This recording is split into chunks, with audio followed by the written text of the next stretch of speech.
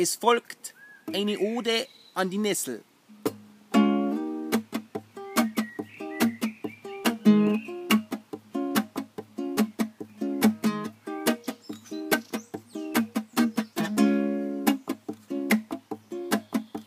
Urtica, Urtica, Quakraut heilt mi Urtica, heißt die Urtica, die Urtica. Die ist so wunderbar, a Kraut, was so viel gut. Wo fang ich da an? Bei Rheuma oder Gicht. Nimm dies Kraut, was sticht, und noch ein Haus, da auf die Glieder auf. Morgen die Schmerzen auf und noch ein Durst dahinter, ich kann da nicht. Weil das wär besser sei als a Pseudomedizin. Und am warmen Tag verschrimmt, nimm lieber Urtica, die alte Urtica. Quakraut heilt die Urtica, heißt die Urtica, oh Urtica. Die ist so wunderbar, die Urtica, oh Urtica. Quakraut heilt mi Urtica, oh ist die Urtica, die alte Urtica.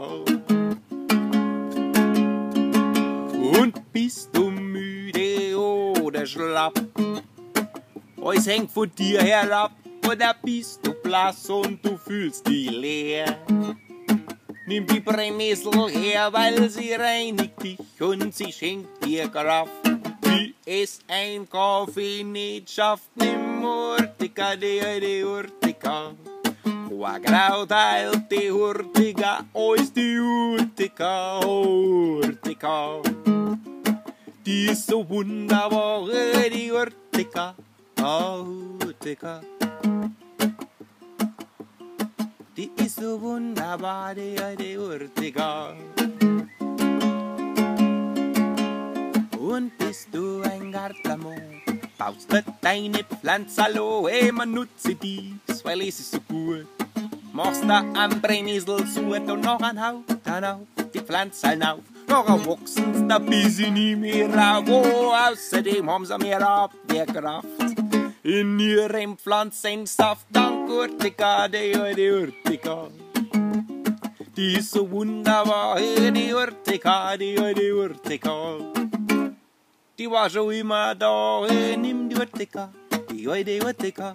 Nimm die Urtica, die Urtica, nimmst du die Urtica, nimm mir die Urtica, nimm alle Urtica, na heil ma Urtica, hey.